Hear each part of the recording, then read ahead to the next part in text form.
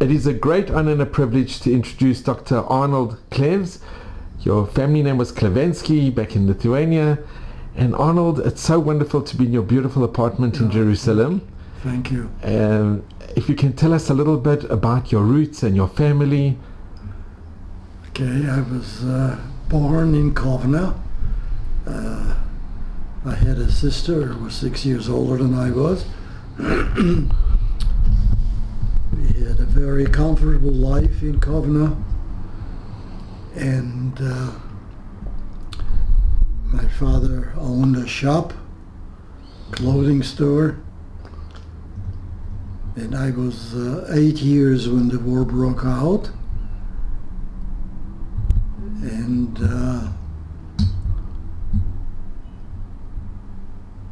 Germans came in, and the show began for us. We were put in the Kovna ghetto. Arnold, can I just ask you, what are your memories growing up in Kovna before the war? Was you from a very traditional family? A very traditional family, yeah. We kept Shabbat. We had a Lithuanian maid, a live-in maid, and life was very comfortable in Kovna. We were talking about 30,000 Jews, and lovely apartment, very modern, indoor plumbing. And I went to school, to a Hebrew school, the Schwabes Gymnasia, and this was first and second grade. And 1940, the Russians came in, occupied Lithuania, and they closed all the Hebrew schools, so I had to go to a Yiddish school. And they took away my father's clothing store right away. They had a hard time finding employment. And then in 1941, the Germans came in.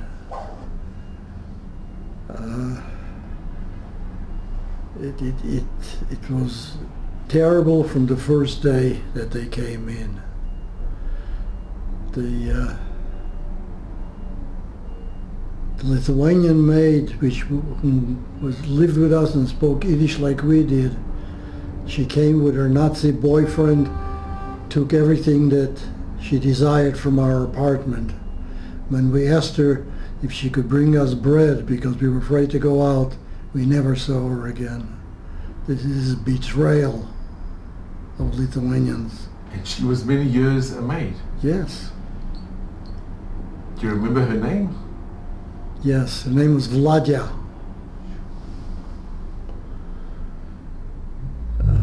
I consider her as my sister. We always spoke Yiddish.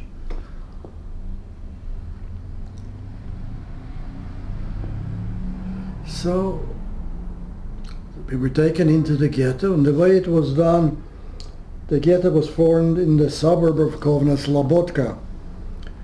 And Slobodka had a population of about 8,000 people, mostly Goyim. And we had to exchange apartments. We went to a Gentile Lithuanian.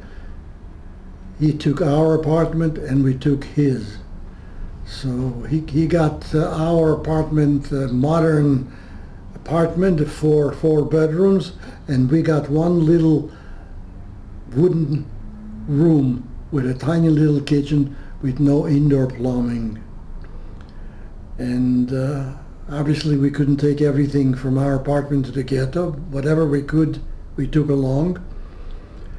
And another betrayal, when my sister risked her life from the ghetto to go to the apartment to talk to the Gentiles who took over our place if she could get some food. She was told if she comes next time they'll report her to Gestapo. So there's betrayal constantly. We never realized that they hated us so much. And we were in the ghetto a couple of years. A lot of things happened in the ghetto. The most terrible thing was the big selection. It was in October 27th, 1942. All the 30,000 Jews who were in the ghetto were ordered to assemble in the morning on a big plaza. And the irony is that the plaza was called Democracy Plaza. And anyone who wouldn't come to the plaza was shot. So everyone who came, sick, children, everybody had to come to the plaza. 6 o'clock in the morning, a very cold day, snowy day, and they started the selections to the right and to the left, right to the left. By the end of the day, close to 10,000 people were taken out. And the reason why we survived this election is my father and I were taken to the left, which was death. My mother and my sister were taken to the right. The ones to the left were immediately taken out of the ghetto. It was a tower that took them out. My mother realized that the left is a terrible place to go to. She grabbed a hold of my father's arm. She was a strong woman. She pulled him to the right side. And I was holding on to my father, so this is how we survived that selection. See, it was already, by the time they came to us in the selection, it was about 6 o'clock in the evening already. It was getting dark. And the Nazis were getting a little tired from the whole thing. So they didn't pay that much attention as my mother grabbed my father to pull him to the right side. So when we came back to our little place, we had 2 more people living with us. They didn't come back. Elderly couple. This was in the evening. The following morning, they were all taken out to the 9th Fort, and they were all shot. And were they also Lithuanian guards, or were they also involved in the selection? The selection was done mostly by the SS, by Ukrainian guards, and Lithuanian helpers.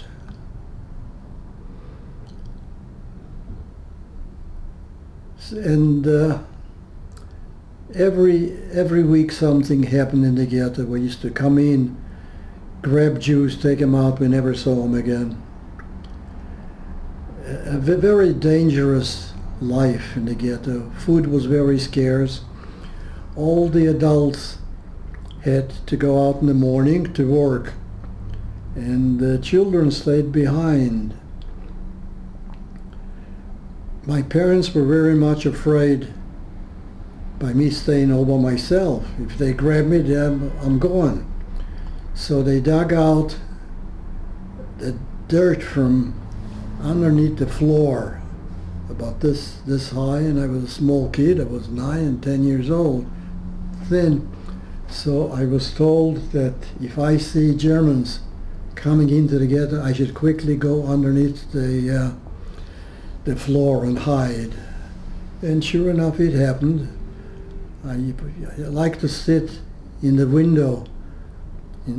Our house in the ghetto was on the main street, so I knew exactly what was happening constantly. I saw Germans coming. I quickly crawled underneath, and sure, they came into the apartment, into the house. I heard their footsteps back and forth. I don't know what they were looking for. They walked out, and I was safe there. Another time I looked to the window, and there was our personal physician coming. I looked, and then there were two, a German officer and Lithuanian helper, walked towards him. He didn't take off his hat quick enough to greet them. This was the law. You have to take off your hat and bow your head about 5 meters ahead of a German or Lithuanian. Well, he was a little slow in taking off his hat. The SS man took out his gun and killed him right there. I saw, watched the whole thing, yes. Put his gun back in his holster, and kept walking. Walked away. Here is a murderer, and sure nothing happened to him. To kill a Jew was nothing. So they killed him. They died. He died a day later. After being in the ghetto a couple years, they took us out to a labor camp, a suburb in Kovna, about 1,500 people. And it was mainly work. The kids stayed behind, and the women were separated from the men, different barracks. And my father was very familiar with this camp because he helped build it. And he slept in two bunk beds. One day he ran into me while I was sitting here playing with other kids. He says, "I gotta hide you." Since he knew the outlay of the camp, he knew that if you can take out a plank of wood on top, there's a little loft. He lifted the 3 or 4 kids with me and shoved us in there, closed the and what I saw was a horrific scene. It was a children's selection.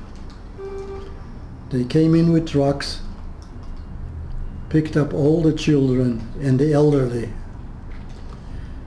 There were little children, 4 or 5 years old, who couldn't climb on the truck. The Germans would pick up by the arm and by the leg, lift it up and throw them into the trucks. The screaming of the children, they were hurt.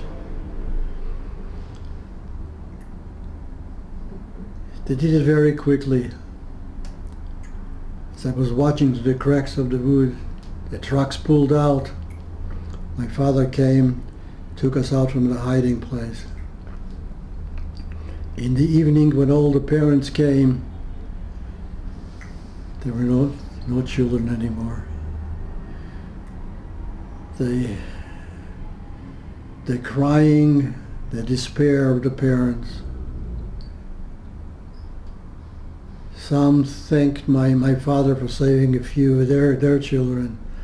The others said, "Why couldn't you save mine?" There's no time, couldn't do it. We were there probably a year in the camp, and they liquidated the camp, took us to on a march. We had no idea where we were going. As we crossed the bridge, the Nieman River in Kovna, one of the Jews jumped on the railing, yelled out Shema Yisrael, and jumped.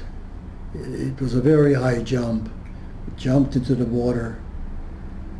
I saw him swimming, and the guards started shooting, and then he disappeared. I didn't see him anymore. They took us to trains, loaded us, and again, he had no idea where we were going. After a couple days we came to a place called Stutthof. They told all the women to get out of the train. So my mother left with my sister and I stayed with my father. So this is how we were separated.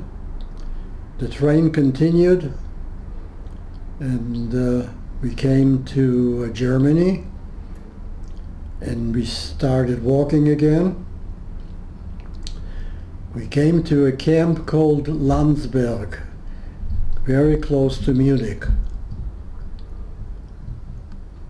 As they led us into the camp, there were 2 rows of SS guys, and all the people walking through the camp were walking in the middle between the 2 rows of the SS. Each SS man had a club, and as we were walking through, each one hit us. They were laughing, they were having a good time, beating us. In that Landsberg camp, I think I was there about 2 weeks, 10 days or 2 weeks, and they had another selection to take out the remaining children. They collected 131 boys. The youngest was probably about 5 or 6. The oldest one was about 16. The 16-year-old did not have to be taken. He was a strong kid, but they took his brother who was 10 years old, and he wanted to protect his brother, so he volunteered to join us. And this is the last time I saw my father. He stood there helpless as they took me away from him. They put us on trucks, and certain things which stand in my mind. The truck stopped by a little town. The guards went into a beer house. They ordered sandwiches with beer, laughing, having a good time while we were sitting on the trucks being taken to Dachau. In Dachau, they put us in barracks. This is the first time I encountered prisoners who were not Jews. There were Spanish prisoners, Russian prisoners, and German criminals. We were there probably another 2 weeks, and they marched us again, put us on trains, had no idea where we were going. We were on the trains for a couple days, and I could see the scenery changing. It looked more primitive, and we realized that we were out of Germany. There was a train station that we stopped, and we realized that it is Poland. One of the 31 boys spoke Polish, and he asked the people on the train station, where is this train going? And the Polish guy went like this. So we knew we were being taken to be killed. So what do? We decided maybe we can escape from the train. Open up a plank. One boy got out. We saw him run across the railroads into the forest. A second boy got out. They started shooting. He didn't get up. The rest of us didn't want to do it. We got frightened. We were on the train, I don't know, 3, 4 days. We arrived late in the evening in a place which looks like hell to me. It was Birkenau, Auschwitz. I've never seen women with their hair showing off. Skeletons running back and forth. the watchtowers, an immense place, barrack after barrack. As we were marching, I asked the SS guard, I said, "Excuse me, where are we going?" He said, "Shut your mouth." They brought us in front of the crematorium to be gassed. There's an interesting story. The 16-year-old boy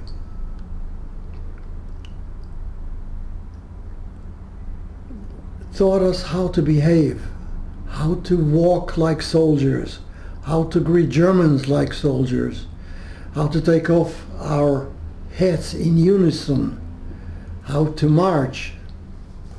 When we marched in towards the crematorium, he gave the command to us how to march in. 1, 2, 1, 2.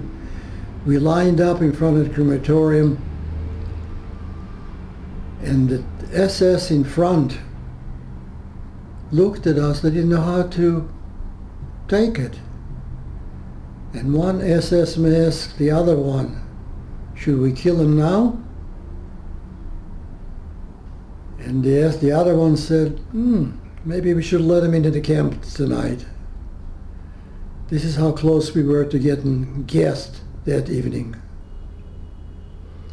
So, put us in the camp.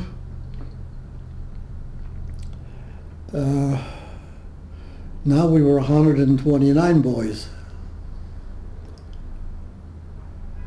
After a couple of weeks, they decided to tattoo us. And tattooing was a very painful procedure. The guy that does the tattooing has a big pen and he sticks in your arm every time he wants to make a letter. And he told me, he says, "It's going to hurt you, a Jewish man, it's going to hurt you, but don't cry. See the assessment standing there? It's going to be very bad for you if you cry." So I didn't cry, but the following day my hand swelled up. It was all infected.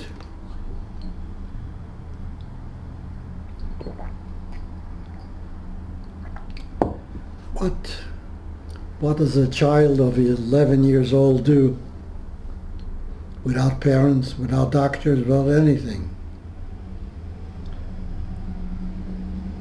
I went to the laboratory. There was a big pipe of cold water running. Anytime I had a chance, I put my hand under the cold water. Within a few days, the swelling went down and it healed by itself.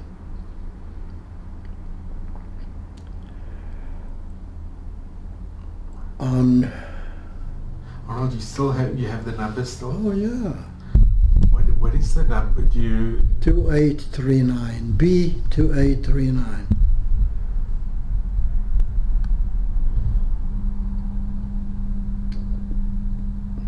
And you were never, I wouldn't use the word tempted, but did you ever consider having it surgically removed? Not only didn't I consider to have it removed, my daughter, in sympathy to me, tattooed the same number on her arm.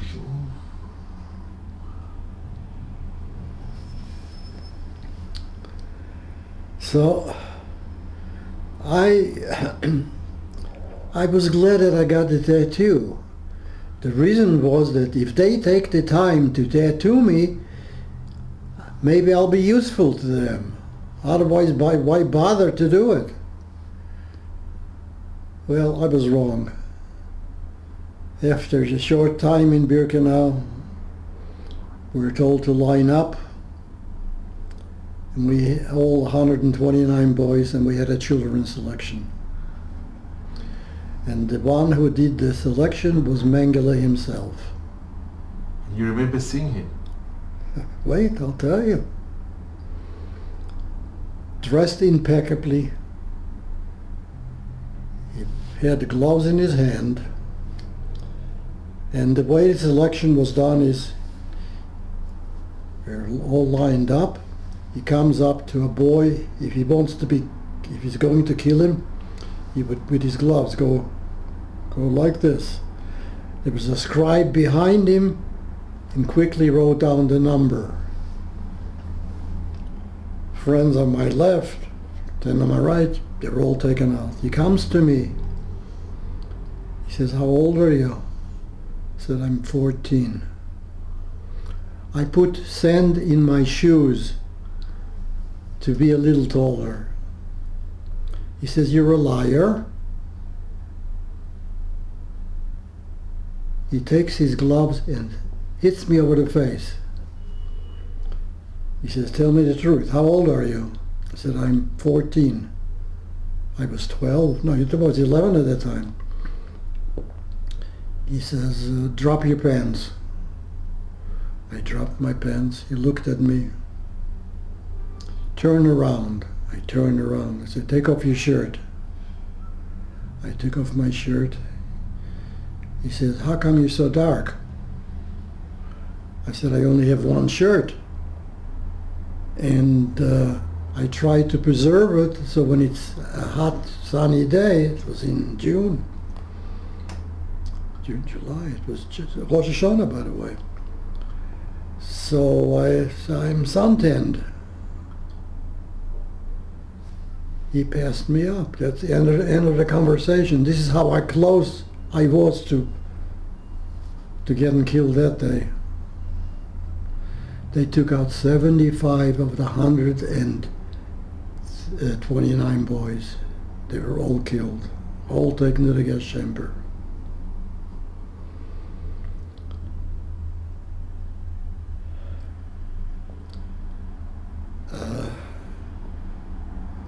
Life in Birkenau was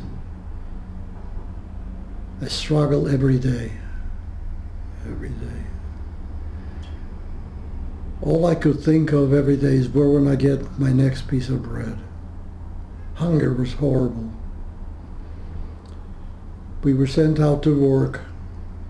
One of my jobs was to pick up dead bodies, put them in a big wagon, and take it to the crematorium to be burned, cremated. And the way we did it, we had about a dozen boys. They put ropes around us, and the ropes attached to the big wagon, and we pulled the boat. It was winter. I had no gloves. I had wooden shoes. Didn't have a hat. It was freezing. And the SS guard always kept telling us, "Make it faster, move faster."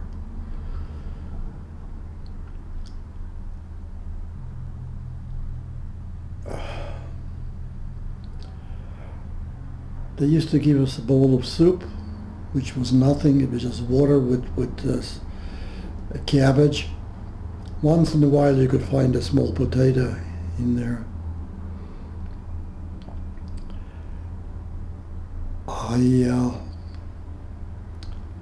I saw the way they were bringing in the soup. Huge barrels. Two people would bring in from the kitchen to each barrack. And I had an idea.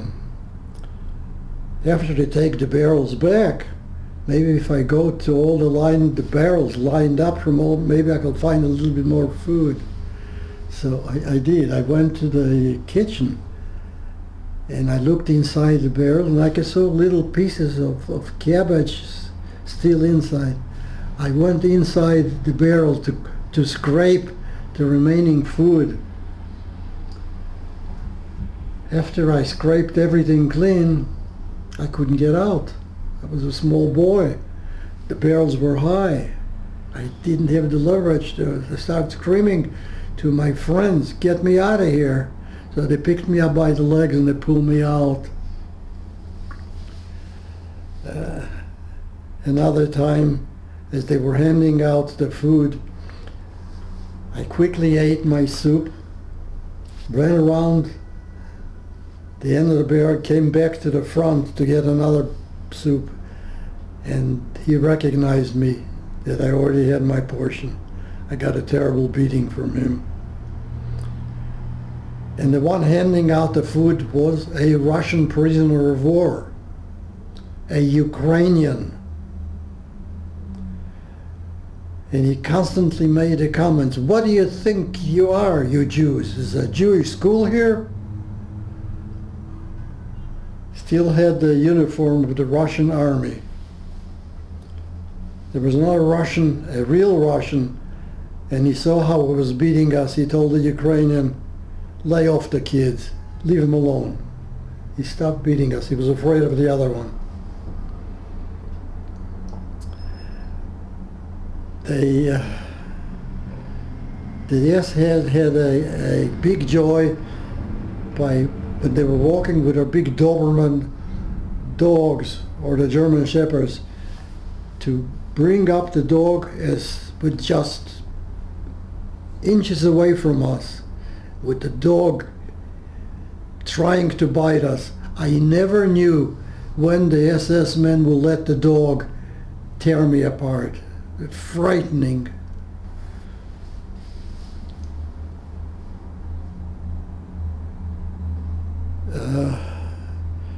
Most of the time in Birkenau, I try to be inconspicuous. So what I used to do, I used to go to the latrine. The latrine of a barrack for 50 people would go in there. I figured out that SS officers will not come in there. It is above their dignity. So that's where I used to go and hide. And people in charge that would let me stay there a little while and then tell me to get out. There was one day I was ready to go there. I half of my head out of the barrack, and I see Mengele and some other Nazis coming. I didn't have enough time to run to the latrine. I ran back into the barrack, and Birkenau had 3 tiers of bunk beds. The lowest one was about this high from the cement floor. I crawled underneath on the cement. I was freezing, so cold. And as I came into the barrack, I saw their black boots coming back and forth. If they would have found me, they would have killed me. They went out. I crawled out from there, and I was shaking. I was so frightened, so cold.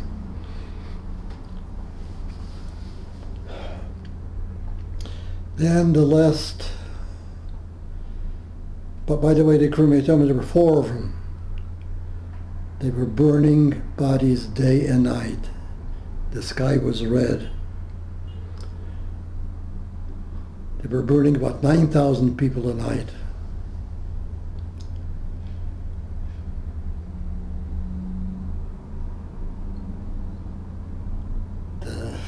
The last thing in Birkenau is they told us to get up early in the morning. It was 19th of January, 1945. They marched us out, and that was a death march. We marched 4 days, 4 nights, we're not stopping. Nothing, just keep walking. Winter, snow on the ground. Anyone stepping out of the column was immediately shot. After a couple days marching, I had to relieve myself. I only had 2 options. Either I'm making my pants or I step out of the column. I chose to step out of the column. As I stepped out, the SS man was right next to me. He took his gun. He loaded a bullet in the chamber, and he's ready to shoot me. I raised my hands, and they said, don't. I said, I am all finished. I can still march. For that split second that he was debating whether to pull the trigger or not, I was back in the column.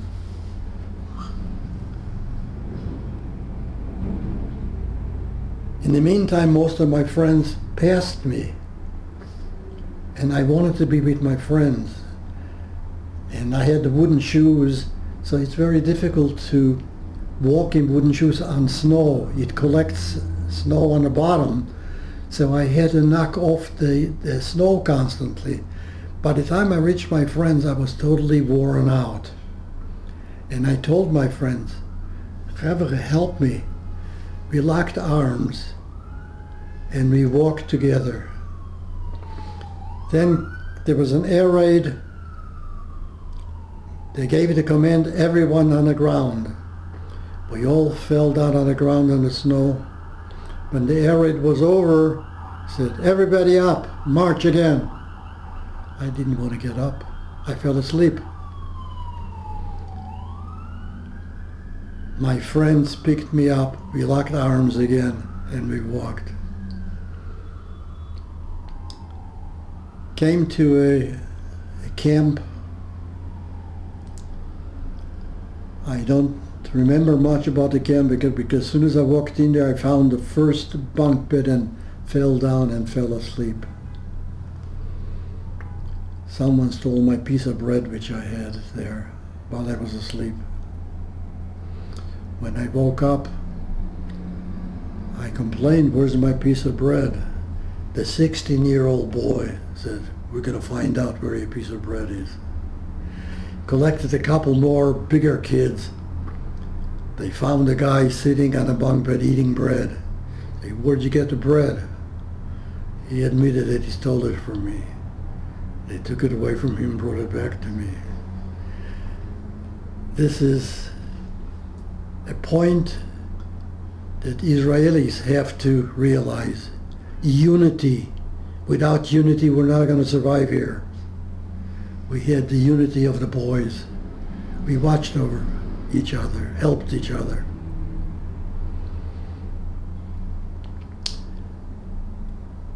After being some time in that camp, Do you remember the name of the camp?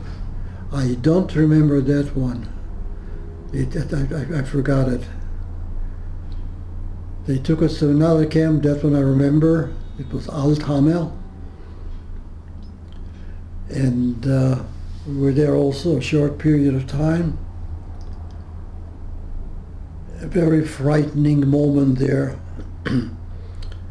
I saw a bunch of SS soldiers, not just the guards, the whole company came in with their machine guns, and I had the fear that they're going to shoot us right there, all of us. Didn't happen. They walked out. They marched us out, put us in another train, and this was the worst of the train rides that I had. The reason for that is that there was no food, no water, and no toilet facilities. We were about 100 people in a cattle car. There's hardly any place where to sit down. Thirst was so unbearable. 5 days without water. I used to scrape the walls of the cattle car to get some ice off.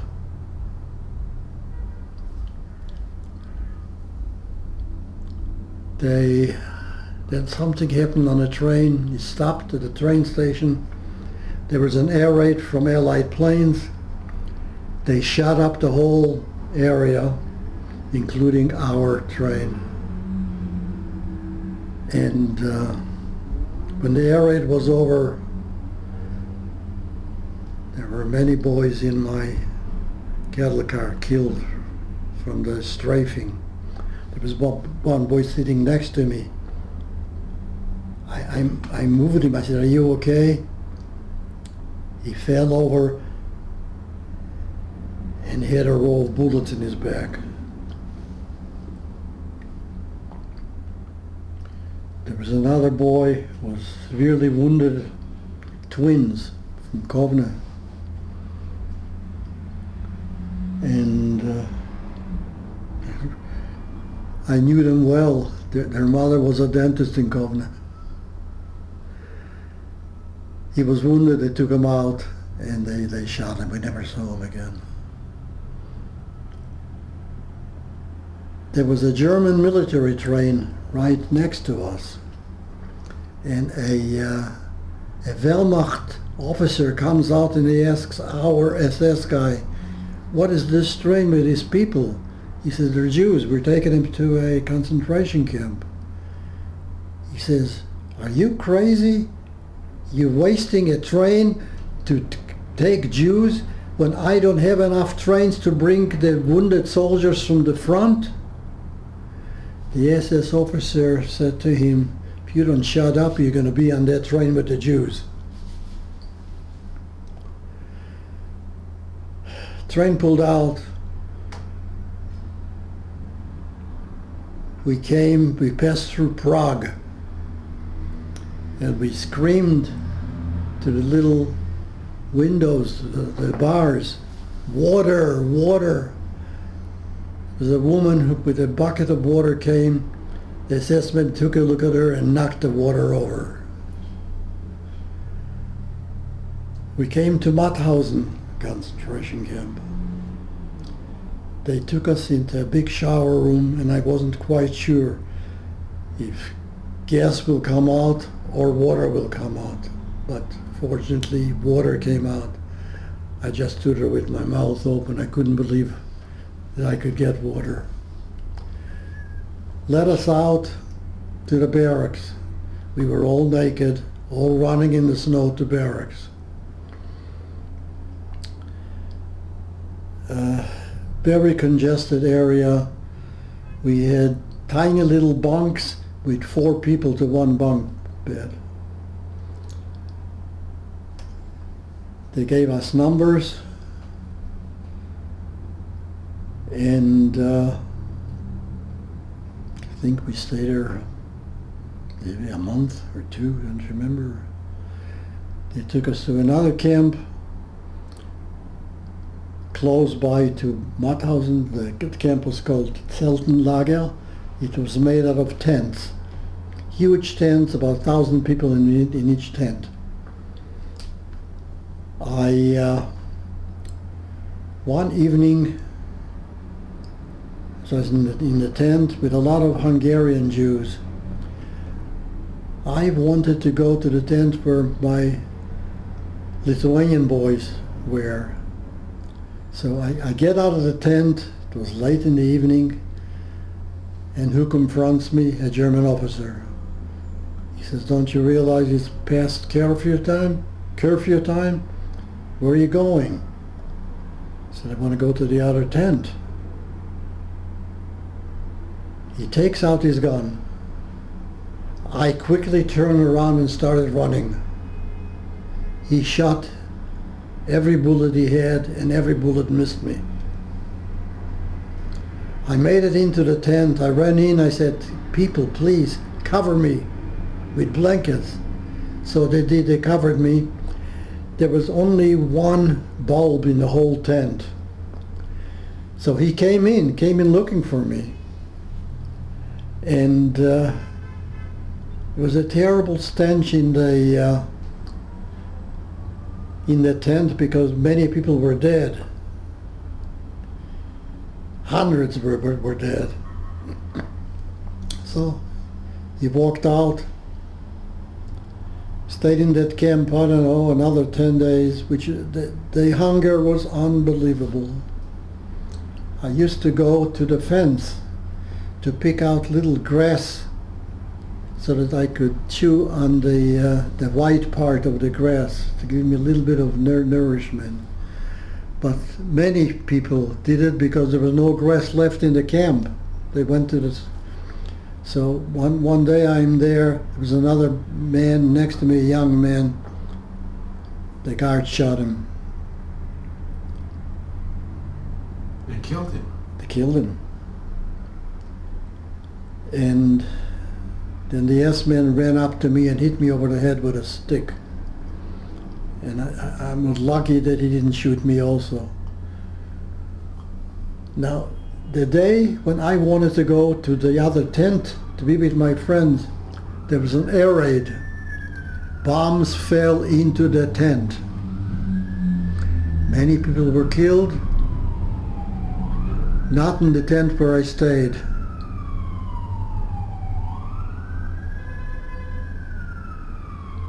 It's a miracle you didn't. Here. Had the German officer not confronted me, I would have been in the other tent.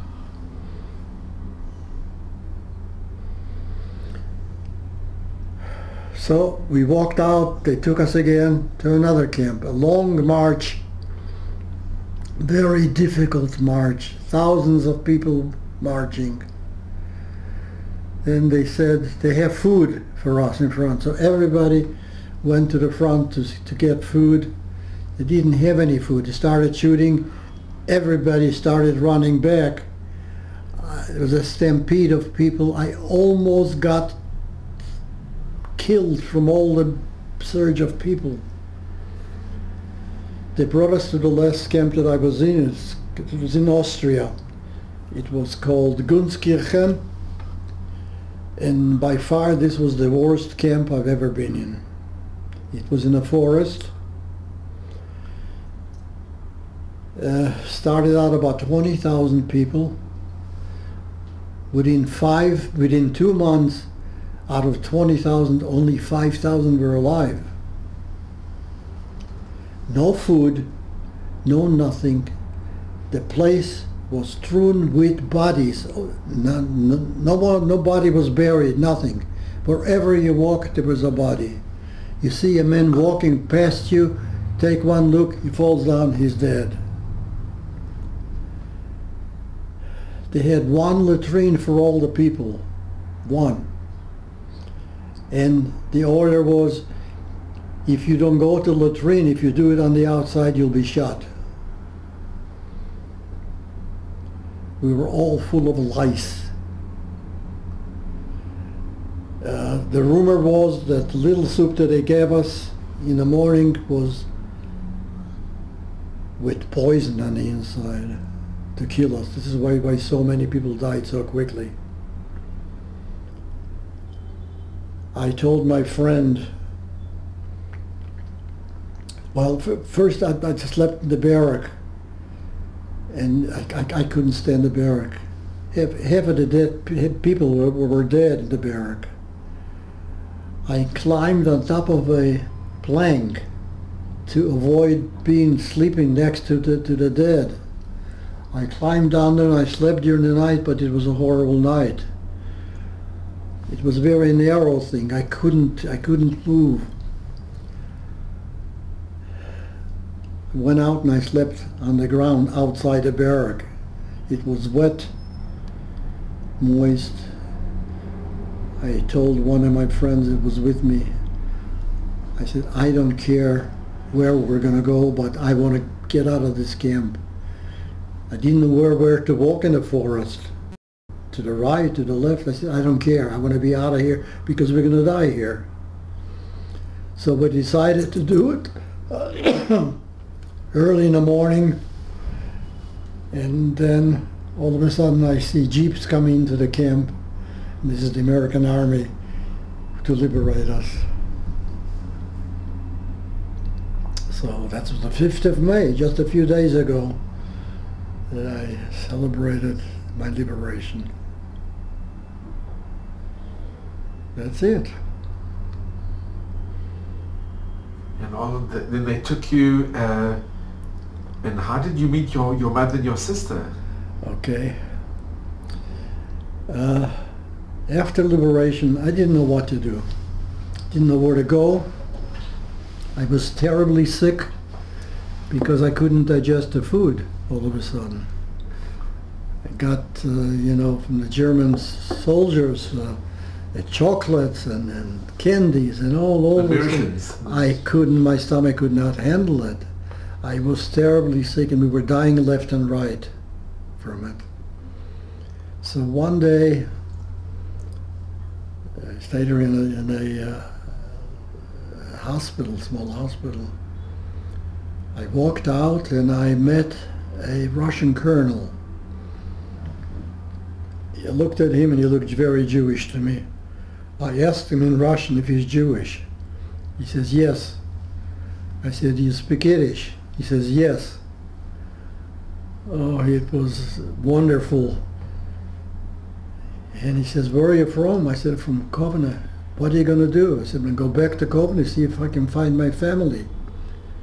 He says, boy, don't go back to Kovna. They hate us there. But I have a suggestion. There is a brigade of Jewish soldiers attached to the British Army. They'll take good care of you. So sure enough, a couple days later, I ran into one of the Israeli soldiers, and it was a sight which I will never forget. Here is a strapping young man with his little Tommy gun and the Mogen David on the side, and says Eretz Israel and Palestine on top. I said, that's Yiddish. Yeah, of course. It was like finding my father. And they collected all the little orphans. They put us on trucks and took us to their main base in the Alps in Italy. And there I saw not just one soldier. There were thousands of them. And in the evening, I remember they made a bonfire and they were dancing the hora. It was a scene that is hard to forget, hard to forget. Many of them spoke Yiddish. They loved us, they took care of us. And they took us in trucks to southern part of Italy to make Aliyah. While I was in an orphanage in Santa Maria di Bagna on the Adriatic Sea, there was a correspondent who came from Tel Aviv to interview some kids. I knew a little bit of Ivrit, so she picked me to interview, and I gave the story, and that was it. My mother at that time was liberated ahead of me, and she was in Budapest. She was trying to run away from the Russians. And a woman saw that article in Budapest, and she told my mother, it sounds like your boy, Kovner Kind, you know. My mother says, yes, that's my son. So she started taking buses and come to Italy. And one day I saw her on the street. I was top hill, she was downhill. I saw her coming, started running, and we reunited. My sister was left in Italy. She fell in love with one of the soldiers from the Jewish brigade, married him, and made Aliyah in 1946. Unfortunately, she had a tragic ending here. She had an accident. But she had 2 children. Arnold, can I ask, it was, I think, the Devar newspaper. Yes. Somebody from the, right. Yes. Somebody showed it to your mother. When you saw your mother, how was that encounter? It must have been so emotional. I couldn't believe it. I saw her from far. I saw the woman walking towards me. There was a man with me. He warned me ahead of time. He said, what would happen if you meet your mother? And as I saw her, I had to focus. Yes, it's my mother. I started running towards her, and she started running uphill. And your sister was in Florence? Yeah, my sister was in Florence, right. And when you saw your sister again, it must have been also so emotional. Yes, very emotional. By the way, the 16-year-old boy survived. He lives in Sderot. He's now 96.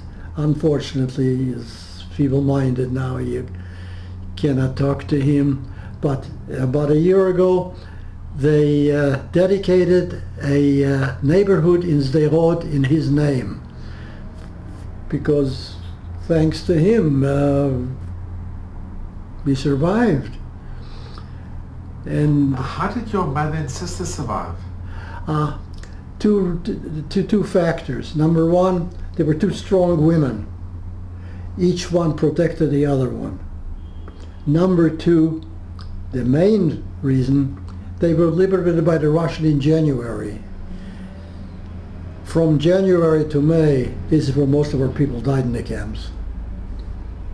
So the additional few months that they had liberated made a difference. And when you were with your mother and you met your sister, I think then you found out that you had family in America. Absolutely. Well, the way I knew about the family in America is the last words that my father told me of the selection that we had in Landsberg. He says, remember, we have a large family in America. Remember this address. Don't forget it. This is where we're going to reunite if we survive. I remember that address from that moment on, always. Can you remember it now? Yeah, 1819 Wesley Avenue in Evanston, United States.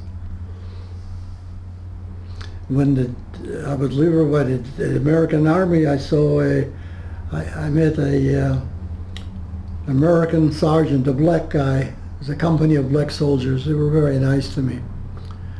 And I didn't know how to read or write. I said, this is the address.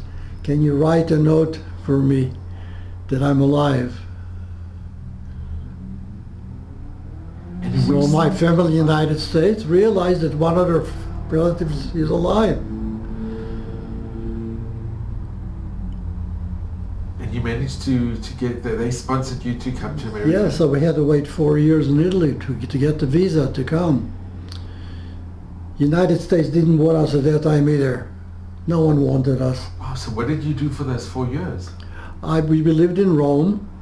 My mother found a lovely man who was a boyfriend of my father. He lost his family and they got married in Rome. Stepfather was very nice to me, wonderful man. Also from Covenant, originally from Villa. And did you go to school in Rome? I went to school to the kids from Sherita Pleta, to a Hebrew school. And this is where I picked up a lot of Hebrew at that time. And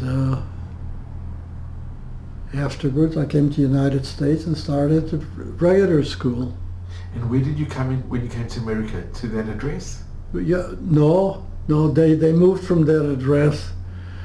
They're Gentiles to move into that place, but they notified the people from whom they bought the place that someone was alive.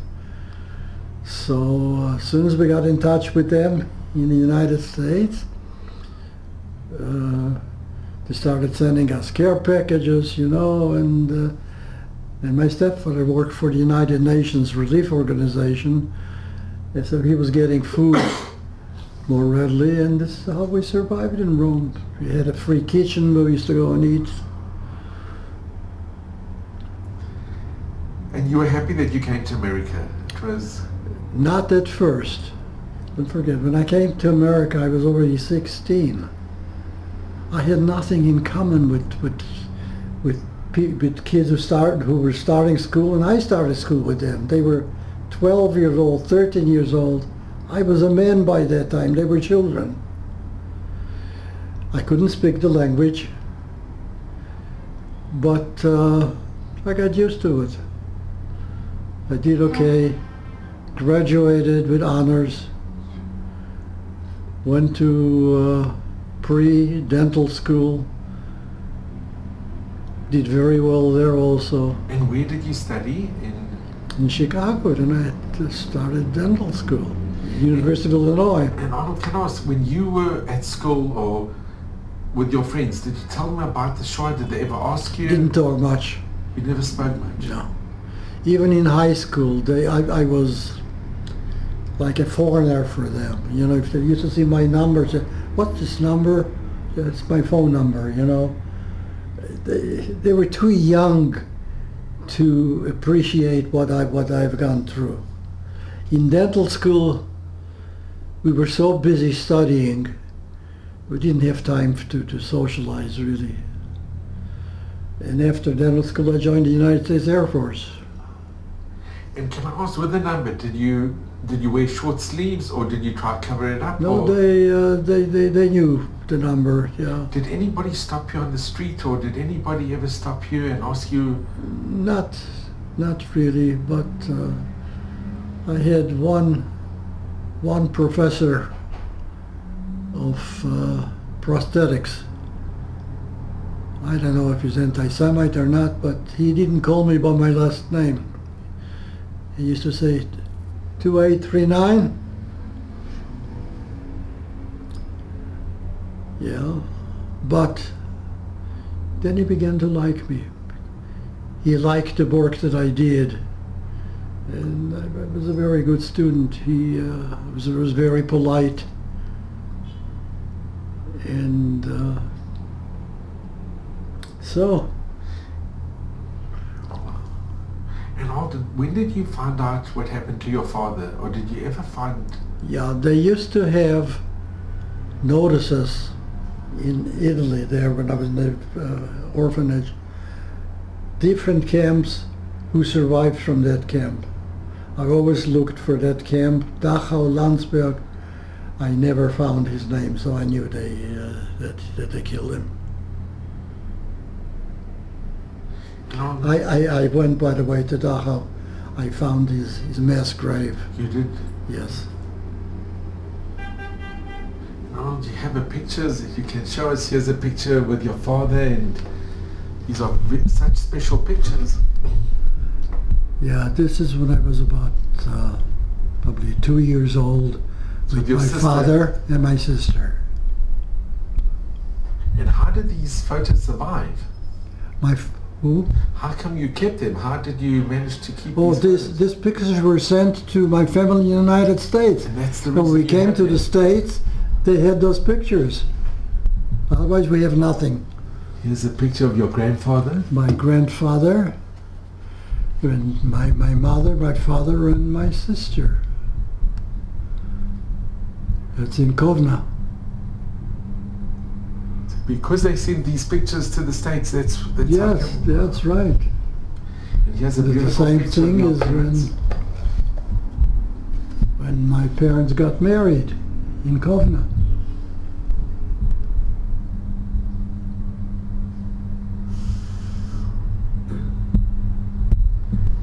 Here's a picture with you and your mom. Yeah. And was this in Italy? This is in Italy. My mother and I was 16, 17 here.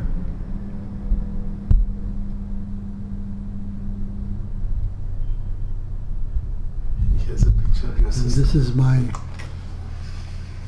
sister, who survived and made it in 1946. And she lived in Israel? Yes. Yeah, she had 2 children here. What was her name? Sarah. She died in childbirth here, giving birth to her second child. Are you in touch with her children? Of course. One lives in the kibbutz Sarid. She comes and visits me. And one lives in Tucson, Arizona. And she just came to visit me on my 90th birthday with her daughter. So Arnold, if I can ask you, in all this time you were a kippah, did you always keep... No, didn't wear a kippah. But did you always keep your emunah, your faith? Shabbat was Shabbat for me, and of course I'd wear a kippah, but I didn't wear a kippah on the street. In the military, I certainly didn't wear. I wore the military uniform all the time. My mother kept kosher, and one of the reasons that I became kosher is my wife. Very unique story. My wife was German. She became an Orthodox convert. Really? Wow. And she made a Jew out of me. That's incredible. When she passed away, it was right the first or second week of Corona. We couldn't even sit Shiva. We couldn't have anyone in the house. People wouldn't come. And I asked the rabbi, how do we handle it? We can't even sit Shiva. He says, start praying every morning by yourself in your wife's honor. This is what I've been doing from the moment that she passed away. And I brought her for Kfura. We made Aliyah together. And she's buried here? Buried here in Beit Shemesh. I mean, it just... And Arnold, if I can ask...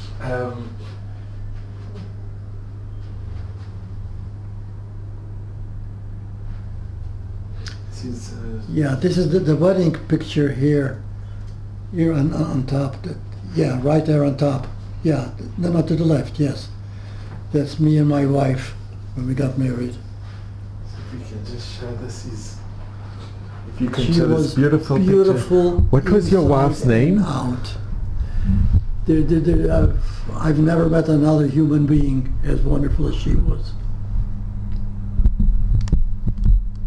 And it's unbelievable that she was actually born German. Born German. She was 2 years during the war. 2 years old. And where did you meet her? In Chicago. Arnold, that is incredible. Incredible. I know.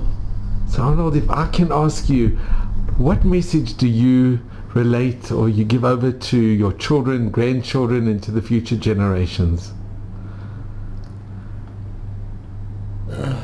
Keep the Jewish traditions. Don't forget where you come from, your history. Stay Jewish and stay united. Well, it is such a beautiful message, and I just want to thank you. Sure. So Arnold, it's been the greatest honor and privilege to be here. Thank you. Your story is harrowing, but it is just full of miracles, absolute miracles. You are a walking miracle. You really are. And it's just unbelievable. There are no words. There really are no words. I am so overcome. I just can't believe what I was hearing. Oh. And you are so positive, and you smile, and what you went through, it's just unbelievable.